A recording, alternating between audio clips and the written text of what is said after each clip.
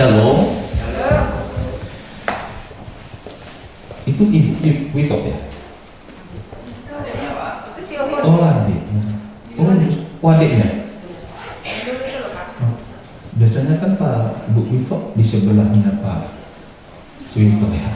Jadi saya pikirnya pindah ke sini, kenapa pindah ke sana? Dan aku nggak salah kalau melihat itu Pak Suwito, karena saya kenal pasti bajunya kayak mirip yang pernah saya pakai masalahnya.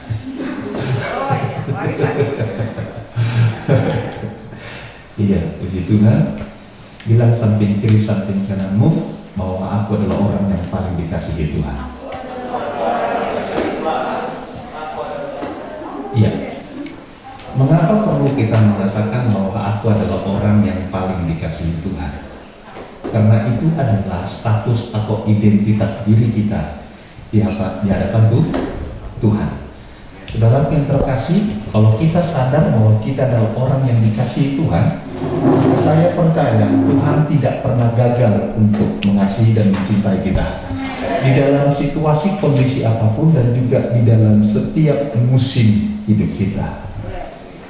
Ada saya tahu teman saya dalam beberapa minggu, dalam satu minggu ini itu banyak yang meninggal, sehingga selalu saya mengucapkan kata-katanya sama.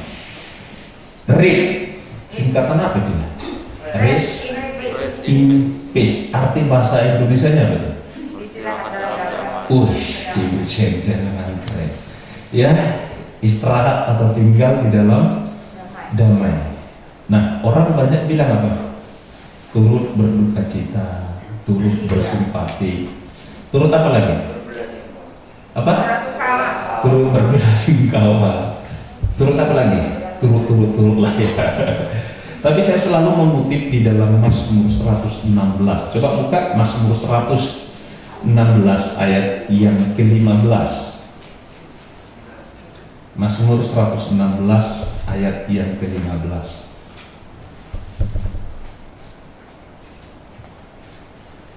Ya, sama-sama baca ya. 3, 2, ya. Berharga di mata Tuhan kematian semua. Yang diapain saudaraku? Orang yang berharga di mata Tuhan siapa? Orang yang dikasihi Tuhan, bukan orang yang mengasihi Tuhan. Karena kalau kita bilang berharga di mata Tuhan, kematian orang yang mengasihi Tuhan, maka saya mau katakan tidak ada satupun manusia di kolong langit ini yang dapat mengasihi Tuhan. Ya Pak ya? Oleh karena itu, maka semua manusia akan gagal untuk masuk di tempat yang sudah disediakan Tuhan bagi setiap kita yang percaya kepada Tuhan. Tetapi ayat ini memberitahukan kepada kita bahwa kematian setiap orang yang dikasihi oleh Tuhan berharga. Jadi sekali lagi bilang, aku berharga di mata Tuhan.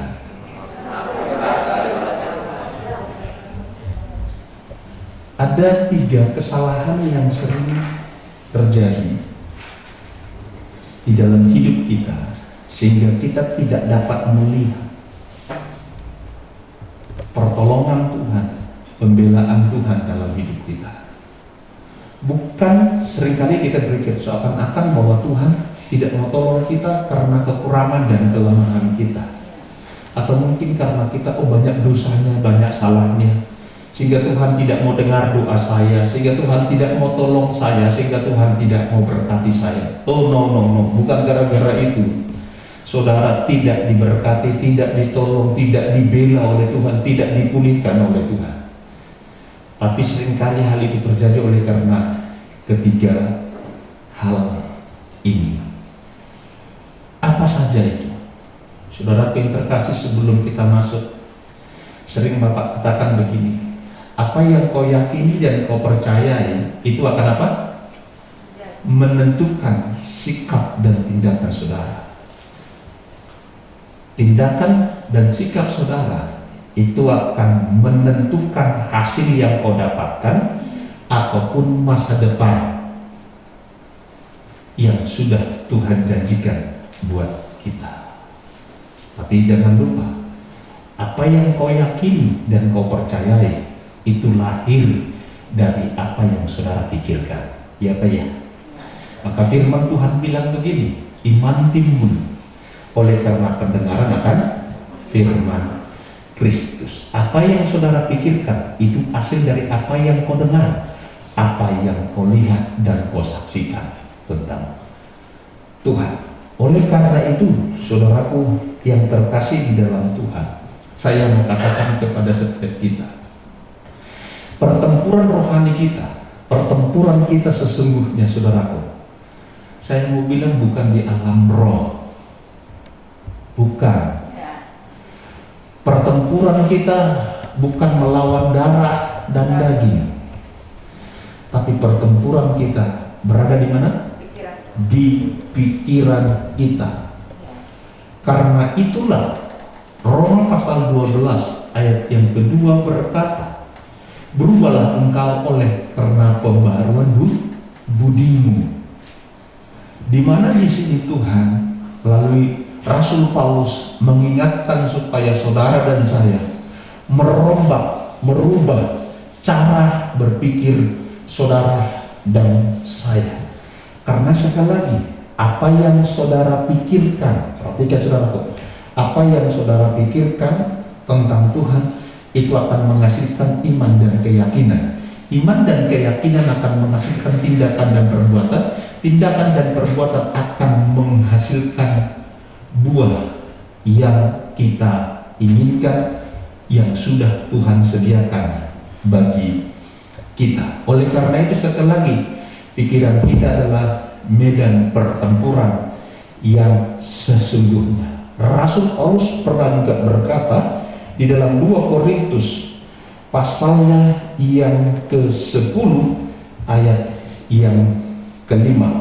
2 Korintus pasal 10 ayat yang ke-5, kami mengatakan setiap siasat orang yang merubuhkan setiap tubuh yang dibangun oleh kemampuan manusia untuk menentang pengenalan akan Allah.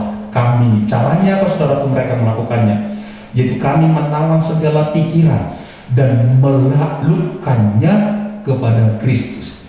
Jadi untuk mematahkan siasat dan merubuhkan setiap tubuh yang dibangun oleh kemampuan manusia ataupun dunia ini, saudaraku, tidak ada lain, tidak ada cara yang lain kecuali saudara dan saya menawan segala pikiran dan menaklukkannya itu kepada Kristus. Yang artinya saudara yang terkasih di dalam Tuhan, pikiran kita harus dibangun berdasarkan pengenalan kita kepada Kristus dengan baik dan benar. Amin. Amin.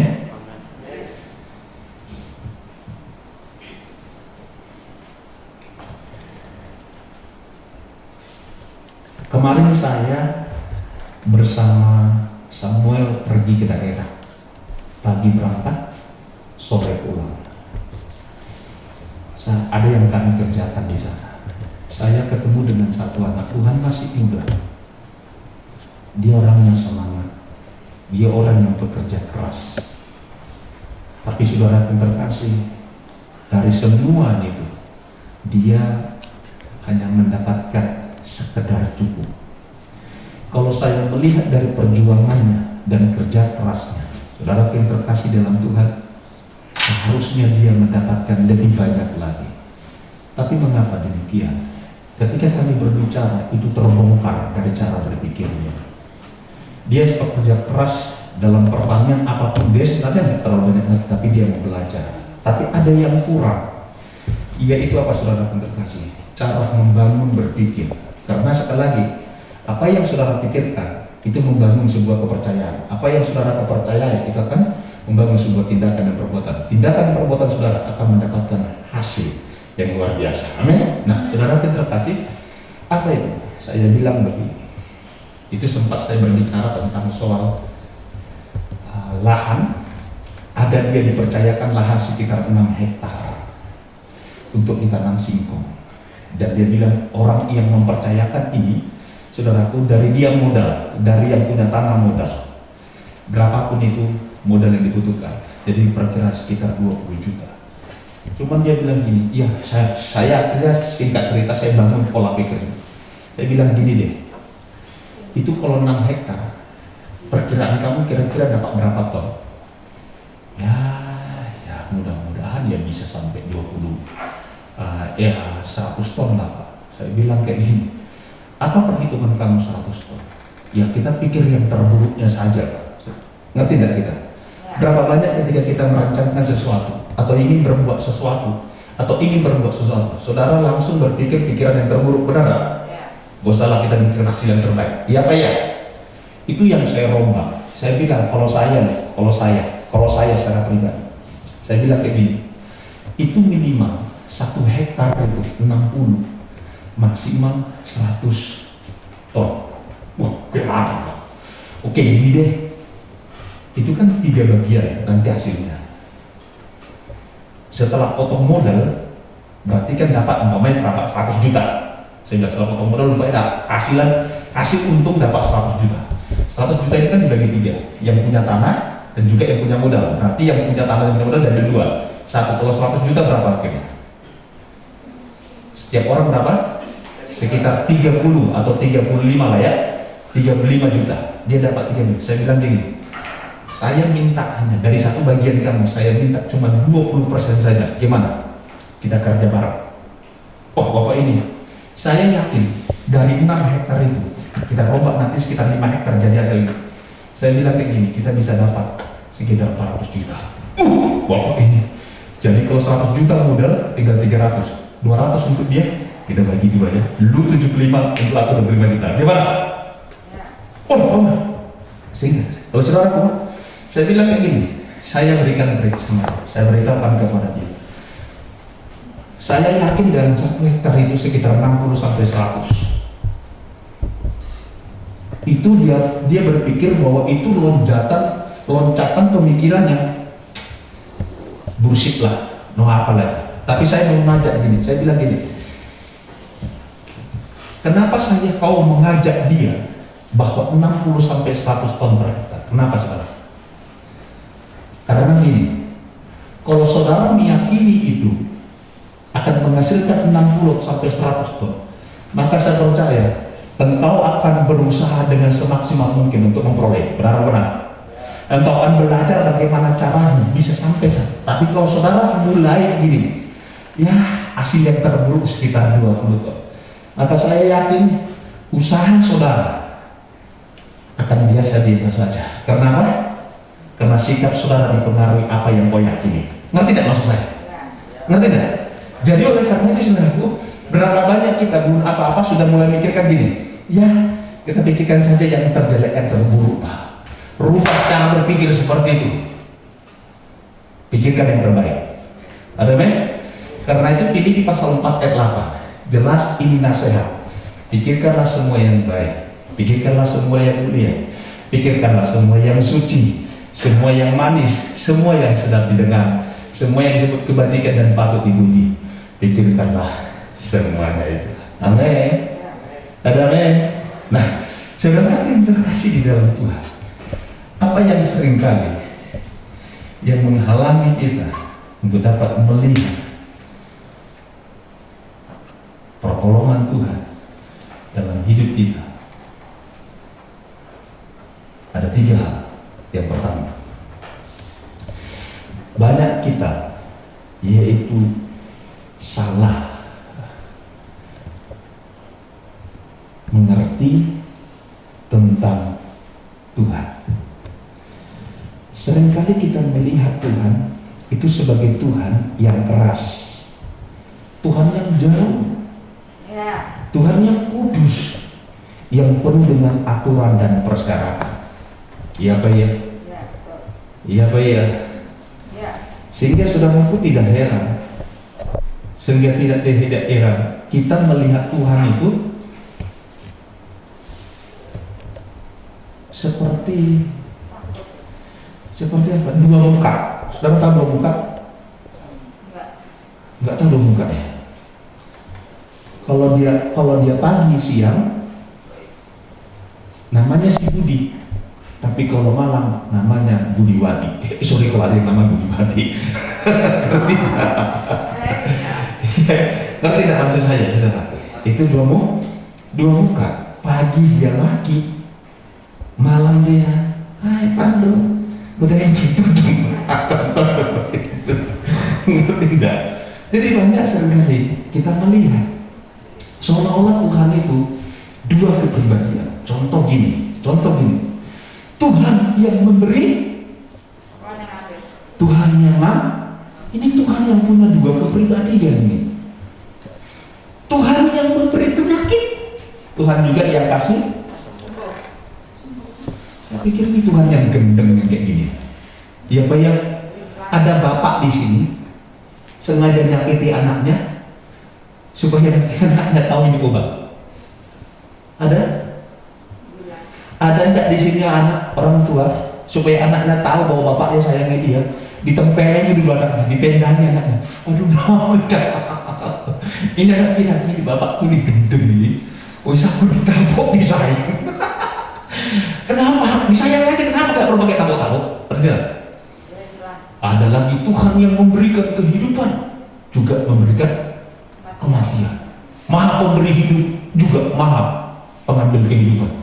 Ini saya pikir ini bukan Tuhan yang seperti Alkitab beritahukan kepada kita.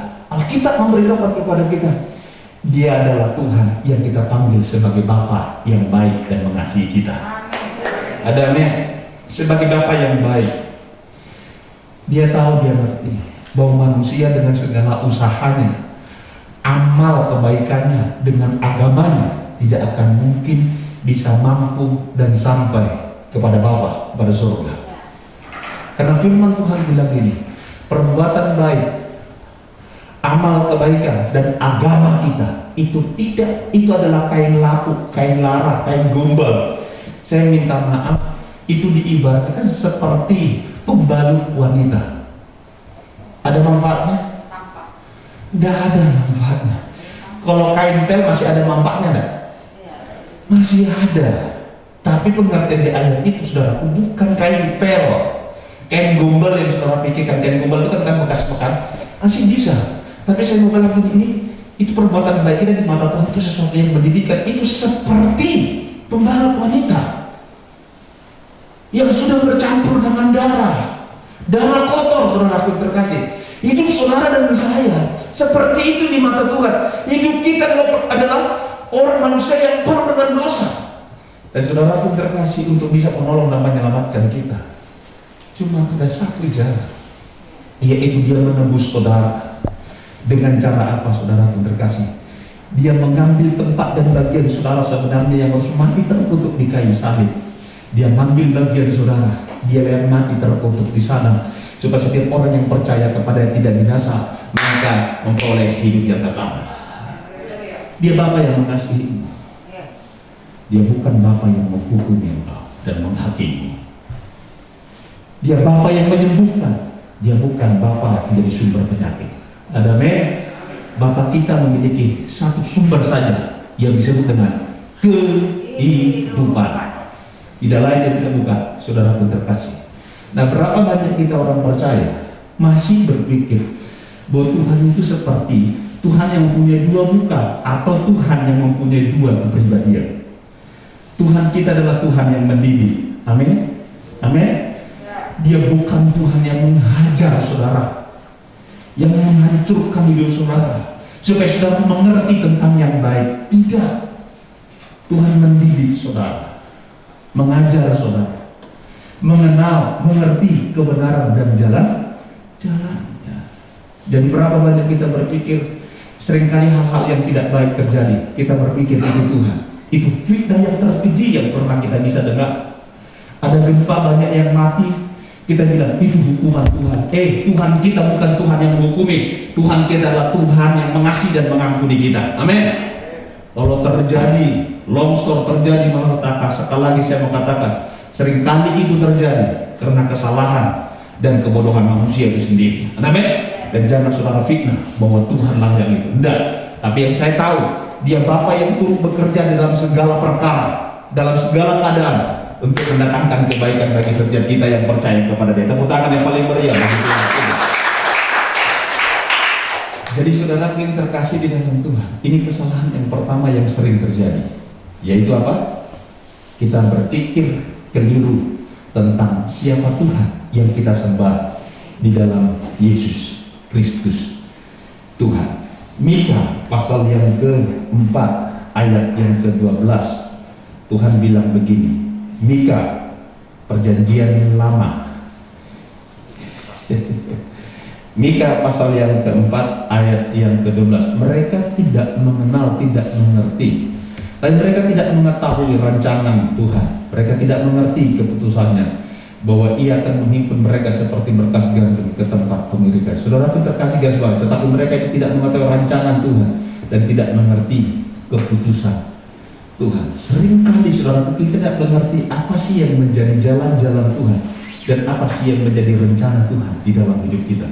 Dan inilah yang menjadi keputusan Tuhan dalam hidup saudara dan saya. Buka Ibrani pasal 8 ayat 12. Ibrani pasal 8 ayat yang ke-12, kitab perjanjian baru. Roma pasal 8 ayat yang ke-12. Sebab aku akan menaruh belas kasihan terhadap kesalahan mereka dan tidak lagi apa? Ini yang menjadi keputusan Tuhan. Ini yang menjadi keputusan Tuhan, bahwa Tuhan tidak lagi mengingat-ingat dosa dan pelanggaran saudara. Tuhan itu maha kuasa enggak? Maha kuasa enggak? Tapi apa yang nggak bisa dilakukan oleh Tuhan? Pernah dulu saya sampaikan, apa salah satunya? Iya, salah satu yang nggak bisa dilakukan oleh Tuhan, Dia maha kuasa, yaitu mengingat-ingat dosa dan kesalahan saudara. Ada men? Tuhan aja udah nggak ingat. Kenapa saudara yang suka-suka ingat-ingat kesalahan dan dosa saudara? Maka saudara korek-korek, benar nggak? Ya. Akibatnya apa saudara? Orang yang suka ngorek-ngorek dosanya sendiri atau kesalahan orang lain, apa yang terjadi saudara? Kepahitan, kesakitan, penderitaan, ketertolakan dan lain sebagainya. Ya apa ya? Tuhan saja. Oleh karena itu jangan sedikit, oh Tuhan, ampunilah segala dosa dan pelanggaran. Dosa yang mana? Ngerti enggak? Paham enggak? Halo? Dosa 20 tahun lagi, yang mana 20 tahun lagi? Kenapa? Ketika kau menerima Yesus dan percaya bahwa Yesus dan Yesus Kristus adalah Tuhan, saudara yang terkasih, dosa saudara, pelanggaran saudara, ini kata firman Tuhan. Dosa saudara masa lalu, hari ini, dan yang akan datang saudara yang terkasih, sudah Tuhan selesaikan di kayu salib melalui darahnya yang kudus. Oleh karena itu saudara disebut sebagai orang percaya, orang benar, orang kudus, orang yang diberkati oleh Tuhan. Tepuk tangan bagi Tuhan. Jadi saudara yang terkasih, kenal Dia, kenali siapa Tuhan yang kita sembah. Ibrani pasal 9 ayat yang ke-23. Ibrani pasal 9 ayat yang ke-23. Jadi segala sesuatu yang Ibrani 9 ayat yang ke-28, pasal ayat yang ke-28. Demikian pula Kristus hanya satu kali saja mengorbankan dirinya untuk menanggung dosa banyak orang. Sesudah itu Ia akan menyatakan dirinya sekali lagi tanpa menanggung dosa untuk menganugerahkan keselamatan kepada mereka yang menantikan Dia. Jadi saudara terkasih, Yesus menanggung dosa saudara sekali untuk selama-lamanya. Katakan, Yesus menanggung segala dosaku sekali untuk selamanya. Yesus menanggung sekali untuk selamanya. Kok kurang yakin? Ulangi 2, 3 ya. Ya, Yesus menanggung segala dosa saudara dan saya, pelanggaran saudara dan saya, sekali untuk selama-lamanya. Oleh karena itu setiap saudara yang percaya kepada Dia, saudara sekali menjadi anak Tuhan, selamanya untuk menjadi anak Tuhan. Amin. JJ sekali anakku, maka seumur hidupku dia tetap anakku. Dan seumur hidup si JJ ini tetap anaknya. Anak siapa? Anak Koheri, bukan anakku. Amin. Walaupun nanti aku mati, tetap si JJ ini anak siapa? Anak saya, bukan anak Koheri. Tetap anak saya. Ngerti tidak? Iya. Ngerti apa saya? Kenapa? Karena dia lahir dari kasih buat cinta kasihku dengan istriku, sehingga lahirlah dia. Dan Dan saudara dan saya, saudara lahir dalam kerajaan surga karena saudara dan saya lahir dari buah cinta kasih Tuhan. Karena Tuhan bilang gini, bukan kamu yang pilih aku, tapi akulah yang memilih. Tepuk tangan bagi Tuhan. Jadi saudara yang bermakna, apa yang seringkali yang menghalangi dan menghambat kita untuk dapat mengalami pemulihan, pertolongan, berkat Tuhan, mujizat Tuhan dalam hidup kita, yaitu karena seringkali kita salah memikirkan tentang Tuhan. Contoh dalam poin yang pertama ini adalah tentang anak yang terhilang. Anak yang terhilang ini anak yang kurang ajar, anak brengsek.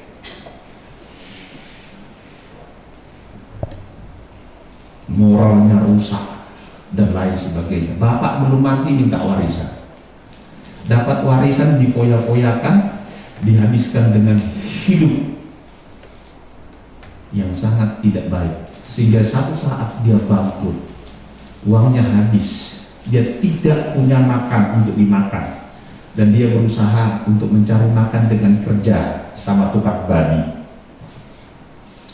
Karena saking laparnya, dia ingin memakan makanan babi. Tuannya larang. Kau jangan makan itu. Kau nggak layak makan itu. Itu untuk babi. Berarti babi lebih berharga dari anak tersebut. Apa yang membuat anak ini pulang? Walaupun cara berpikir anaknya belum sempurna waktu pengenalan akan Tuhan, tapi yang membuat anak ini pulang karena dia ingat ini. Di rumah bapakku banyak apa? Banyak apa?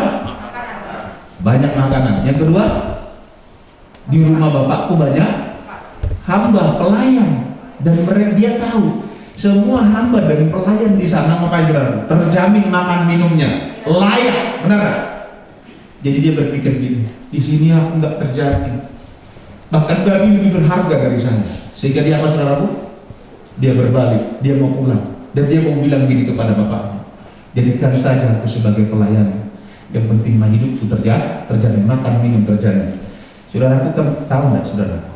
Percayalah, walaupun misalkan saudara, walaupun umpamanya saudara dan saya jadi pelayannya Tuhan, percayalah hidup saudara lebih daripada cukup.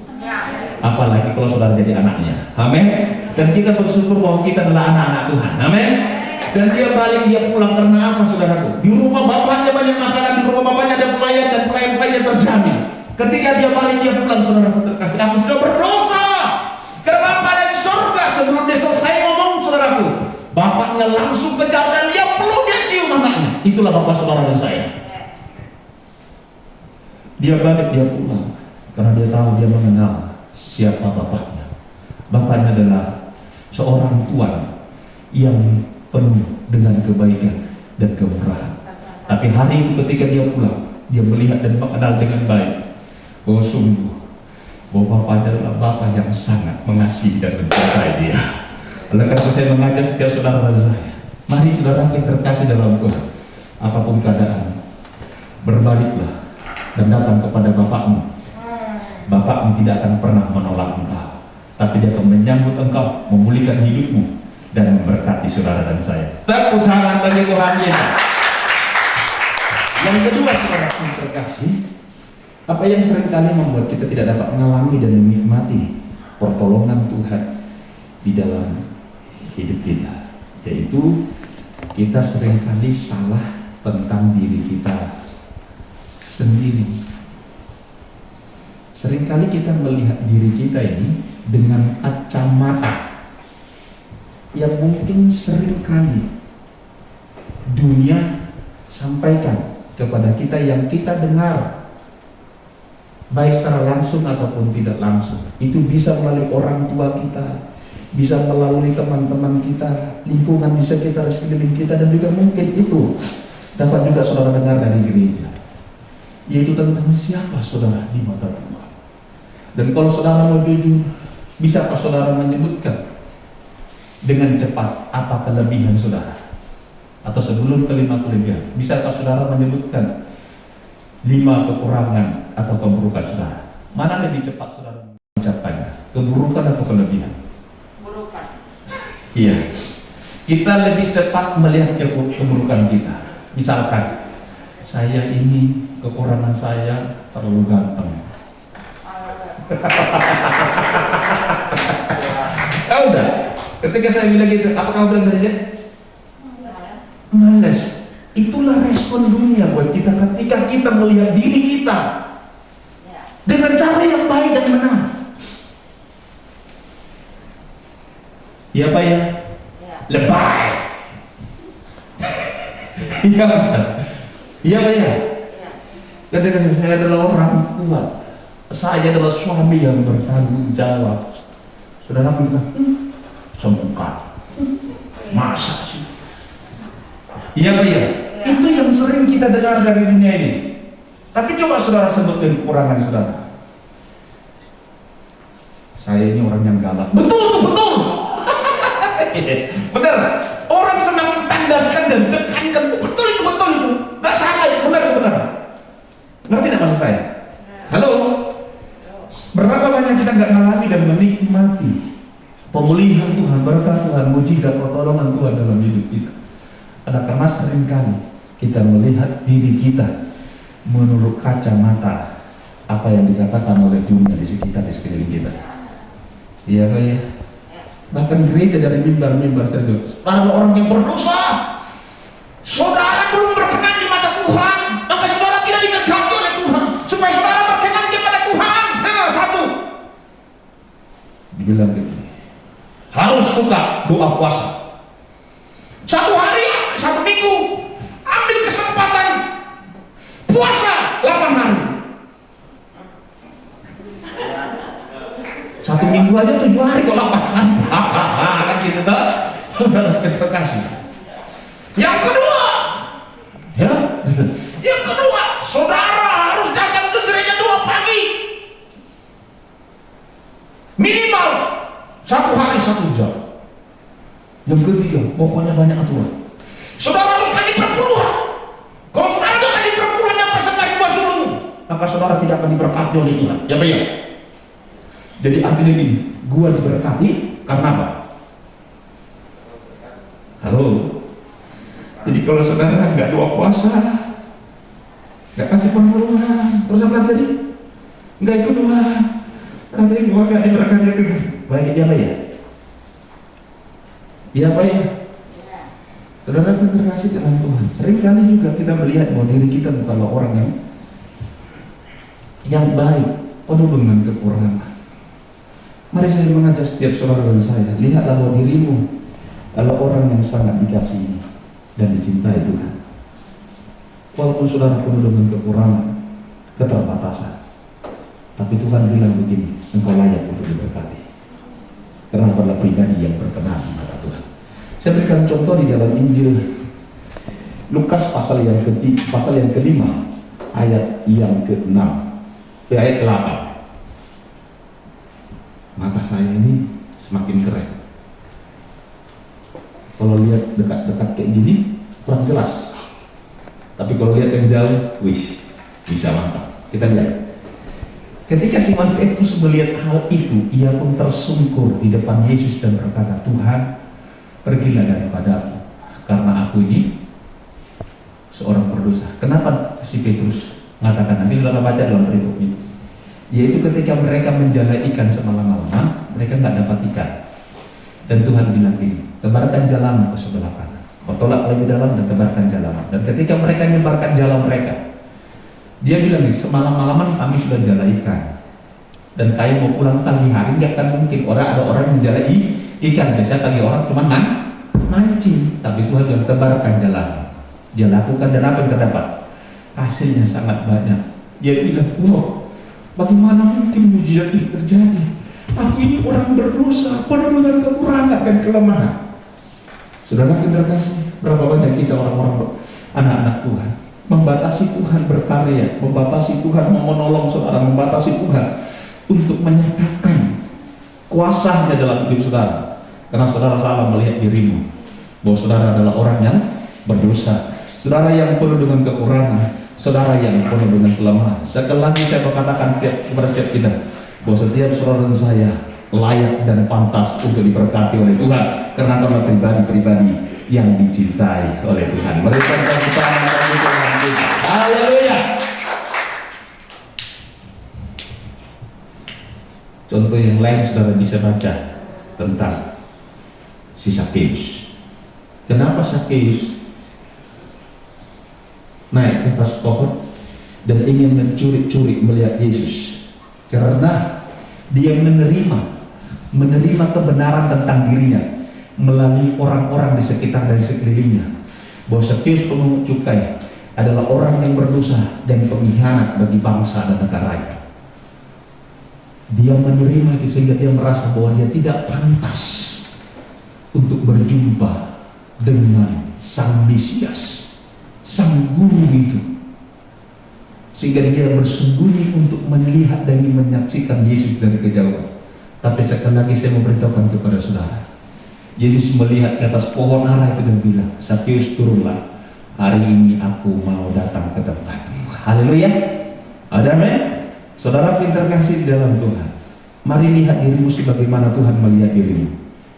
Jangan lihat dirimu menurut dirimu sendiri ataupun menurut apa yang dikatakan dunia ini, tapi lihatlah dirimu sebagaimana Tuhan melihat engkau, bahwa engkau berharga, bernilai, engkau dikasihi dan dicintai oleh Tuhan. Dan dia mau bilang hari ini sama engkau, saudara terkasih, dia mau datang dalam kehidupanmu dan membuat hidupmu bersukacita dan memulihkan serta memberkati saudara. Amin. Yang terakhir, apa yang seringkali menghalangi dan menghambat kita untuk mengalami dan menikmati pertolongan Tuhan, mujizat Tuhan dalam hidup kita, yaitu seringkali kita salah tentang keadaan yang ada di sekitar, di sekeliling kita. Yang artinya gini, berapa banyak kita sebagai anak-anak Tuhan lebih fokus kepada keadaan yang sedang kita alami daripada kita fokus kepada apa yang dikatakan firman Tuhan. Sekali lagi, seringkali kita tidak mengalami pertolongan Tuhan, pembelaan Tuhan, mujizat Tuhan dalam hidup kita, karena kita lebih fokus kepada keadaan dan situasi yang kita hadapi daripada kita fokus kepada firman Tuhan. Sehingga apa akibatnya, saudaraku yang terkasih di dalam Tuhan? Sehingga seringkali akibatnya kita hidup di dalam ketakutan, kita hidup di dalam kecemasan, kita hidup dalam kebimbangan, dan kita hidup di dalam keraguan-keraguan, sehingga akhirnya saudara dan saya menjadi impoten. Saudara tidak berdaya menghadapi situasi dan kondisi yang ada di sekitar dan di sekeliling saudara dan saya. Kita bersyukur bahwa kita punya presiden yang hebat. Kenapa saya bilang? Dalam situasi virus corona pandemi di awal-awal, saudara terkasih, banyak negara melakukan lockdown, tapi presiden kita tidak melakukan hal tersebut. Karena apa? Presiden tidak mau diintervensi atau keputusannya diambil oleh karena keadaan yang sedang dihadapi saat itu. Ngerti tidak? Tapi yang dilihat saudaraku adalah potensi anak bangsa, potensi bangsa dan negara ini. Untuk apa saudara terkasih? Bahwa potensi kita mampu untuk menghadapi situasi dan kondisi yang sedang terjadi. Haleluya. Amin. Dan saudara yang terkasih dalam Tuhan, sekali lagi, seringkali presiden kita mengambil keputusan-keputusan bukan karena melihat situasi dan keadaan, tapi dia melihat sesuatu yang jauh lebih besar dari situasi dan kondisi yang terjadi di depan matanya. Amin.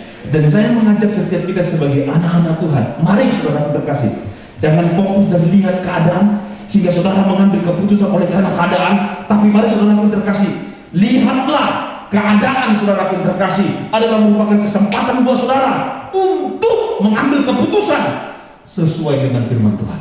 Haleluya. Jadi bukan fokus kepada masalah, bukan keadaan, tapi fokuslah kepada firman Tuhan dan hadirkan firman Tuhan di dalam situasi dan kondisi keadaan yang saudara alami. Dan saya percaya engkau akan menjadi orang yang hebat dan perkasa, bukan orang yang impoten, yang tidak dapat berbuat apa-apa oleh karena keadaan yang sedang dihadapi.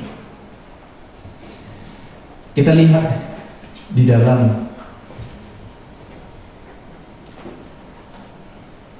Markus pasal yang keempat ayat yang ke-35 bicara tentang angin topan.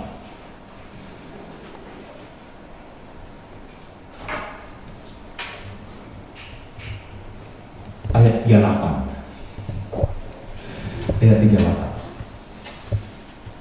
Pada waktu itu Yesus sedang tidur di buritan di sebuah tilam.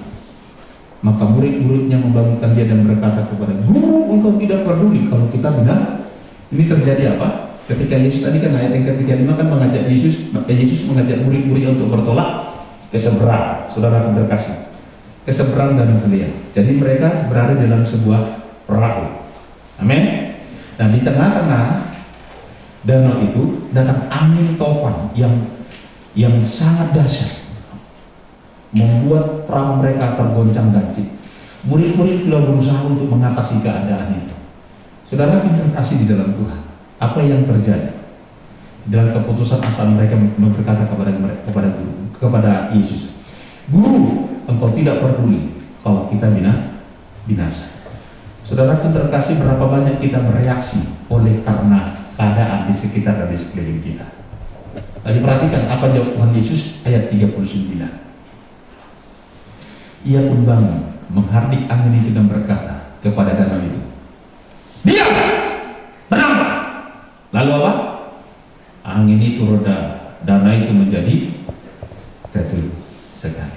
Lihat, tindakan Yesus, keputusan Yesus bukan oleh karena waduh, Yesus bilang begini, kenapa? Ini baru, kan dia tukang pelaut, masa nggak ngerti sih? Gimana? Coba kita lihat dulu buku instruksinya bagaimana. Enggak, saudara. Tapi Yesus bertindak menghadapi keadaan ini. Amin. Kenapa? Kenapa saudara terkasih? Karena Yesus tahu keadaan, situasi, kondisi itu tidak dapat menghalangi kuasa Tuhan untuk bekerja. Amin.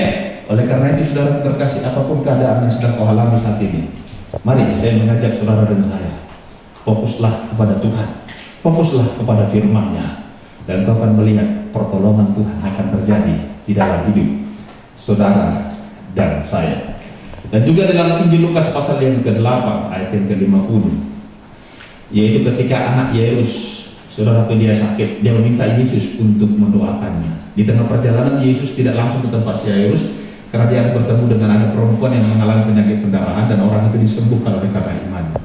Tapi orang-orang banyak bilang kayak gini, sudah, gak usah lagi repotkan Tuhan, karena anakmu sudah meninggal Bapak Ibu. Terus apa jawaban Tuhan Yesus? Coba buka Injil Lukas pasal yang ke-8. Ini jawaban Tuhan Yesus, ayat yang ke-50. Injil Lukas pasal 8 ayat ke-50.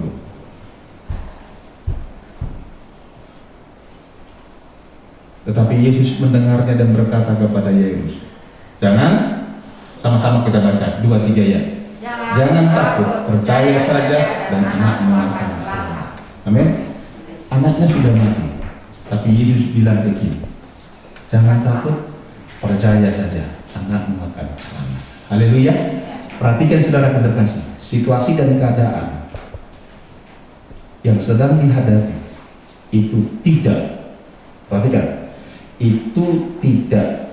membuat Yesus bereaksi karena keadaan, tapi dia bereaksi karena dia tahu bahwa kuasa Tuhan tidak dapat dibatasi oleh situasi dan keadaan yang sedang dihadapi. Ada amin? Anaknya udah mati tidak? Tuhan bilang sama dia, lu tenang saja, percaya saja, jangan takut. Karena biasanya ketika kita menghadapi situasi kondisi yang tidak enak, otomatis apa? Kita jadi apa? Takut. Benar gak? Kita apa? Itu respon wajar gak? Itu respon wajar sebagai manusia. Tapi Tuhan mau sebagai manusia ilahi, sebagai manusia yang diberkati dan diurapi, sebagai anak-anak Tuhan. Tuhan mau saudara terkasih, kita terus belajar dan melatih bahwa situasi dan kondisi yang kita alami itu tidak mempengaruhi keputusan kita, sebab kita fokus tetap kepada Tuhan dan firman Allah. Bilang sama dirimu, aku tidak takut, aku percaya, sebab Tuhan beserta dengan aku. Saudara bisa baca contoh di dalam 1 Samuel pasal 17, yaitu bicara tentang Daud. Bagaimana Daud melihat kemenangan yang Tuhan sediakan oleh karena Daud tidak merespon oleh karena keadaan yang dihadapi saat itu. Goliat menantang bangsa Israel, mengintimidasi mereka selama 40 hari. Raja sama selumpah lawan pahlawan sembunyi dan takut. Tapi Daud berdiri menghadapi situasi dan keadaan seperti itu. Sekali lagi, kalau saudara merespon dengan salah keadaan, maka saudara akan menjadi seorang impoten. Tapi ketika saudara merespon karena saudara fokus kepada Tuhan bukan karena keadaan, maka Bapak melihat kuasa Tuhan akan bekerja dalam hidup saudara dan saya. Haleluya. Amin. Biarlah kebenaran firman Tuhan ini mengajak saudara dan saya bahwa seringkali yang menghalangi dan menghambat kita untuk mengalami dan menikmati pertolongan dan mujizat Tuhan adalah karena kita salah berpikir tentang Tuhan. Kita salah berpikir tentang diri kita, dan kita salah merespon keadaan yang ada di sekitar dan sekeliling kita. Tuhan mau supaya kita putra dan putrinya mengenal bahwa kita mempunyai Bapa yang baik. Kita ngerti siapa diri kita, bahwa kita adalah putra dan putrinya. Kita anak-anak yang dikasihi dan dicintai oleh Tuhan. Ada amin? Dan yang ketiga, bahwa Dia adalah Tuhan yang berkuasa terhadap keadaan dan situasi yang kita alami. Biarlah setiap kita menjadi anak-anak Tuhan dan keluar menjadi umat yang lebih daripada menang, karena kita mengerti Tuhan ada bersama dengan kita. Tuhan Yesus memberkati. Kita tundukkan kepala. Tuhan, aku sudah sampaikan apa yang menjadi isi hati. Aku berdoa, Roh Kudus, Engkau menolong umat-Mu untuk mengalami dan menikmati pengalaman yang baru bersama dengan Engkau melalui kebenaran firman Tuhan yang sudah kami dengar. Biarlah kami boleh melihat pertolongan Tuhan, pembelaan Tuhan, penyertaan dan mujizat Tuhan di dalam hidup kami, di dalam situasi dan kondisi apapun. Karena kami tahu kami memiliki Bapa yang mengasihi kami. Karena kami tahu bahwa kami ini berharga di mata-Mu, dan kami tahu Engkau bertuhan. Engkau adalah Tuhan yang berkuasa atas setiap keadaan dan situasi yang kami alami. Aku berdoa biar setiap kami merespon, karena kami percaya Tuhan ada bersama dengan kami. Berkat-Mu atas setiap umat-Mu. Di dalam dan demi nama Yesus kami berdoa dan mengucap syukur buat firman Tuhan. Haleluya.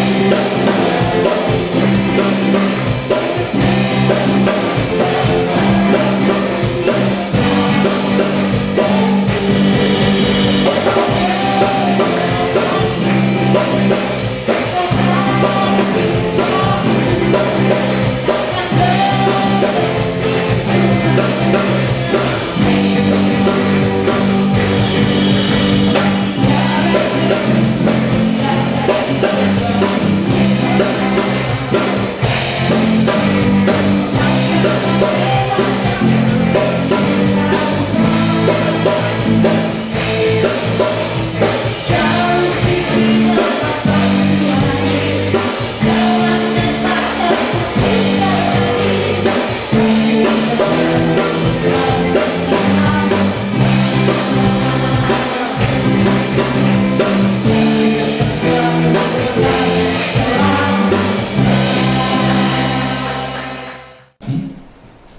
kehadiranmu di tengah-tengah kami. Segala pujian, hormat, kemuliaan, kebesaran, puja dan puji bagi Bapa di surga di dalam nama Yesus sudah hadir dan memberkati ibadah ini dari awal pertengahan hingga pada akhirnya. Kami mau pulang, kami berdoa buat bangsa dan negara kami, buat pemerintahan kami.